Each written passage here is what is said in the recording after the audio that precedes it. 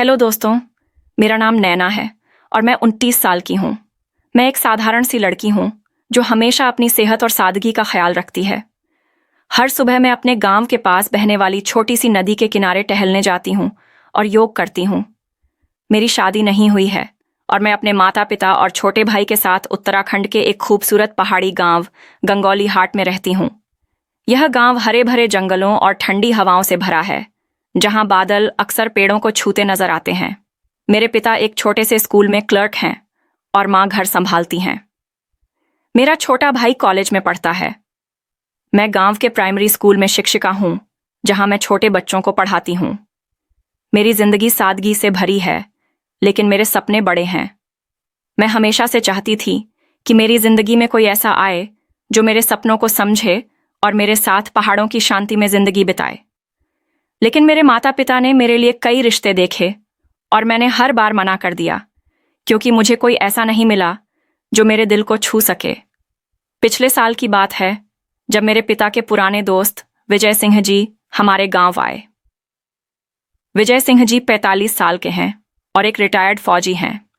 उनकी पत्नी का निधन कई साल पहले हो गया था और उनके कोई बच्चे नहीं थे। वह अकेले देहरादून में रहते थे, लेकिन रिटायरमेंट के बाद उन्होंने हमारे गांव में एक छोटी सी चाय की दुकान खोली। वह कहते थे, नैना, शहर की भागदौड़ मुझे पसंद नहीं। इस गांव की शांति मेरे दिल को सुकून देती है। उनकी बातें सुनकर मुझे अच्छा लगता था। विजय जी की पर्सनैलिटी में एक अलग ही आकर्षण था। वह लंबे चौड़े, फिट और हमेशा मुस्कुराते रहते थे।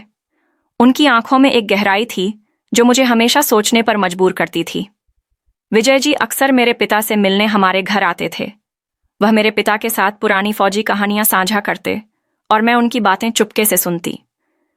एक दिन स्कूल से लौटते वक्त मैं उनकी चाय की दुकान पर रुकी। बारिश शुरू होने वाली थी और मैंने सोचा कि थोड़ा रुक जाऊं। विजय जी ने मुझे देखकर मुस्कुराते हुए कहा, नैना, आज चाय पीकर जाओ। बारिश में भीगने से अच्छा है मेरी स्पेशल अदरक वाली चाय पी लो। मैं हंस पड़ी और उनकी दुकान में बैठ गई। उस दिन पहली बार हमने लंबी बात की। उन्होंने मुझे अपनी फौज की जिंदगी, पहाड़ों के अनुभव और अपनी पत्नी के बारे में बताया। उनकी आवाज में एक दर्द था, लेकिन वह उसे मुस्कुराहट के पीछे छिपाते थे। मैंने भी अपनी स्कूल की कहानियां और बच्चों के शरारती किस्से साझा की। उस दिन मुझे लगा कि विजय जी से बात करना कितना सुकूनदायक है। उसके बाद मैं अक्सर स्कूल से लौटते वक्त उनकी दुकान पर रुकने लगी। वह मुझे गांव वालों की छोटी मोटी कहानियां सुनाते और मैं उनकी बातों में खो जाती। एक दिन बारिश बहुत तेज थी। मैं स्कूल से लौट रही थी और पूरी तरह भीग चुकी थी। विजय जी ने मुझे अपनी दुकान में बुलाया और कहा, नैना, तुम्हें सर्दी हो जाएगी, आओ मेरी जैकेट पहन लो। उन्होंने मुझे अपनी पुरानी फौजी जैकेट दी और मैंने उसे पहन लिया। उस जैकेट में उनकी खुशबू थी जो मुझे अजीब सा सुकून दे रही थी। उस दिन मैंने पहली बार महसूस किया कि मेरे दिल में विजय जी के लिए कुछ खास भावनाएं जाग रही हैं। कुछ हफ्तों बाद मेरे लिए एक रिश्ता आया। मेरे पिता ने बताया कि लड़का एक सरकारी नौकरी वाला है और गांव में ही रहता है। मैंने मना कर दिया। मेरी माँ ने पूछा, नैना, तुम हर बार रिश्ता क्यों ठुकरा देती हो? मैंने बस इतना कहा, माँ, मुझे अभी शादी नहीं करनी। लेकिन सच तो यह था कि मेरे मन में विजय जी की मुस्कुराहट और उनकी बातें घूम रही थीं। मैं समझ नहीं पा रही थी कि यह क्या है। क्या यह सिर्फ सम्मान है या कुछ और? एक दिन गांव में एक मेला आयोजित हुआ। मेरे स्कूल के बच्चों को वहां एक नाटक प्रस्तुत करना था और मैं उनकी तैयारियों में व्यस्त थी। विजय जी ने मेले में अपनी चाय की दुकान लगाई थी। मेले की भीड़ में मैं और विजय जी कई बार एक दूसरे से टकराए। वह बच्चों के लिए मुफ्त में चाय और बिस्किट बांट रहे थे और मैं उनकी उदारता देखकर मुस्कुरा रही थी। रात को जब मेला खत्म हुआ, बारिश शुरू हो गई। मैं और विजय जी एक पेड़ के नीचे खड़े हो गए। उन्होंने मुझे अपनी छतरी दी और कहा, नैना, तुम्हें बारिश बहुत पसंद है ना? मैंने हंसकर कहा, हाँ, लेकिन आपकी चाय की खुशबू बारिश से भी ज्यादा अच्छी है। वह हंस पड़े। उस पल में मुझे लगा कि मेरे दिल में उनके लिए कुछ खास है।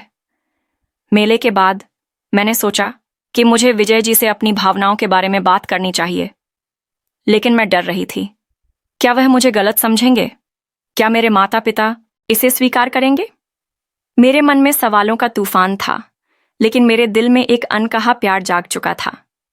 और मैं उत्तराखंड के गंगोलीहाट गांव में रहती हूँ।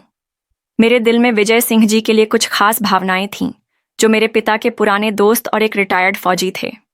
उनकी चाय की दुकान पर बिताए पल, उनकी मुस्कुराहट और उनकी बातें मेरे दिल को सुकून देती थीं। लेकिन मैं डर रही थी कि अगर मैंने अपने दिल की बात कही तो क्या होगा। क्या वह मुझे गलत समझेंगे? क्या मेरे माता पिता इसे स्वीकार करेंगे? मेरे मन में सवालों का तूफान था, लेकिन मेरे दिल में बारिश की बूंदों की तरह प्यार की फुहारें थीं। मेले के बाद मैं और विजय जी बारिश में पेड़ के नीचे खड़े थे। उनकी छतरी, उनकी बातें और उनकी हंसी मेरे दिल को छू गई थी। उस रात मैं घर लौटी, लेकिन नींद नहीं आई। मैं रात भर सोचती रही कि क्या करूं। अगले दिन मैं स्कूल गई, लेकिन मेरा मन कहीं और था। मैंने फैसला किया कि मुझे विजय जी से बात करनी होगी, लेकिन यह इतना आसान नहीं था। वह मेरे पिता के दोस्त थे और उम्र में मुझसे काफी बड़े थे। मैं डर रही थी कि मेरी बात से हमारे रिश्ते में दरार न आ जाए। फिर भी मेरे दिल में एक अजीब सी बेचैनी थी। मैं हर बार उनकी दुकान पर रुकती और उनकी छोटी छोटी बातें मुझे और करीब लाती थीं। एक हफ्ते बाद गांव में एक छोटा सा मंदिर उत्सव था। मैं स्कूल के बच्चों को नृत्य सिखाने में व्यस्त थी और विजय जी अपनी चाय की दुकान को मंदिर के पास ले आए थे। उत्सव की रात मैंने बच्चों का प्रदर्शन देखा और फिर विजय जी की दुकान पर पहुंची। वहां वह अकेले बैठे थे, चाय बनाते हुए। मैंने कहा, विजय जी, आज आपकी चाय की खुशबू पूरे मंदिर तक पहुंच रही है। उन्होंने हंसकर कहा, नैना, तुम्हारी तारीफों की वजह से मेरी चाय और स्वादिष्ट हो जाती है। उनकी बात सुनकर मैं मुस्कुरा दी। उस रात उत्सव के बाद जब लोग घर लौट रहे थे, मैंने विजय जी से कहा, मुझे आपसे कुछ जरूरी बात करनी है। क्या आप मेरे साथ नदी किनारे चल सकते हैं? विजय जी थोड़ा हैरान हुए, लेकिन मेरे साथ चल पड़े। नदी के किनारे शांति थी। आसमान में तारे चमक रहे थे और ठंडी हवा चल रही थी। मैंने हिम्मत जुटाई और कहा, विजय जी, मैं नहीं जानती कि यह कहना सही है या नहीं, लेकिन मेरे दिल में आपके लिए कुछ खास भावनाएं हैं। मैं जब भी आपके साथ होती हूँ, मुझे सुकून मिलता है। आपकी बातें, आपकी मुस्कुराहट, सब कुछ मुझे अच्छा लगता है। मैं नहीं चाहती कि यह रिश्ता टूटे, लेकिन मैं अपने दिल की बात छिपा भी नहीं सकती। मेरी बात सुनकर वह कुछ देर चुप रहे। फिर उन्होंने गहरी सांस ली और कहा, नैना, तुम बहुत अच्छी लड़की हो। मैं तुम्हें अपनी बेटी की तरह मानता हूं, लेकिन सच कहूं तो तुम्हारे साथ बिताए पल मेरे लिए भी खास हैं। मेरी पत्नी के जाने के बाद मैंने कभी नहीं सोचा था कि मेरा दिल फिर से किसी के लिए धड़केगा, लेकिन तुम्हारी सादगी और तुम्हारी हंसी ने मेरे दिल में जगह बना ली। फिर भी मैं उम्र और समाज के बारे में सोचता हूं। उनकी बात सुनकर मेरे दिल को थोड़ा सुकून मिला, लेकिन साथ ही डर भी था। मैंने कहा, विजय जी, मुझे समाज की परवाह नहीं। मैं बस इतना जानती हूं कि आपके बिना मेरी जिंदगी अधूरी है। उन्होंने मेरी आंखों में देखा और कहा, नैना, मुझे समय चाहिए। यह फैसला आसान नहीं है। मैंने उनकी बात समझी और कहा, मैं इंतजार करूंगी। उस रात हम चुपचाप नदी किनारे बैठे रहे और बारिश की हल्की फुहार शुरू हो गई। विजय जी ने अपनी छतरी मेरे ऊपर कर दी और मैंने उनके कंधे पर सिर टिका दिया। उस पल में मुझे लगा कि मेरा दिल सही रास्ते पर है। अगले कुछ दिन हम दोनों के बीच एक अजीब सी खामोशी थी। मैं स्कूल जाती और विजय जी अपनी दुकान संभालते, लेकिन उनकी आंखों में अब पहले से ज्यादा गर्मजोशी थी। एक दिन जब मैं उनकी दुकान पर थी, उन्होंने मुझे एक पुरानी फौजी डायरी दिखाई। उसमें उनकी पत्नी की एक तस्वीर थी। उन्होंने कहा, नैना, यह मेरी पत्नी थी। मैंने हमेशा उससे वादा किया था कि मैं खुश रहूंगा। तुमने मुझे फिर से खुशी दी है।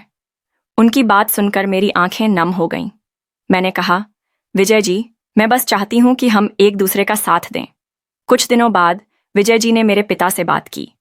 मेरे पिता पहले हैरान हुए, लेकिन विजय जी की सादगी और ईमानदारी ने उनका दिल जीत लिया। मेरी माँ ने भी हमें आशीर्वाद दिया। हमने गुप्त रूप से एक साधारण सा समारोह किया और एक नया जीवन शुरू किया। अब मैं और विजय जी एक दूसरे का सहारा बन चुके हैं। उनकी चाय की दुकान अब मेरी भी जिम्मेदारी है और हम दोनों मिलकर गांव वालों के लिए चाय की खुशबू बिखेरते हैं। दोस्तों, यह थी मेरी कहानी। अगर आपको यह पसंद आई तो इसे अपने दोस्तों के साथ शेयर करें। अपनी राय जरूर बताएं। अगली कहानी के साथ फिर मिलेंगे। धन्यवाद।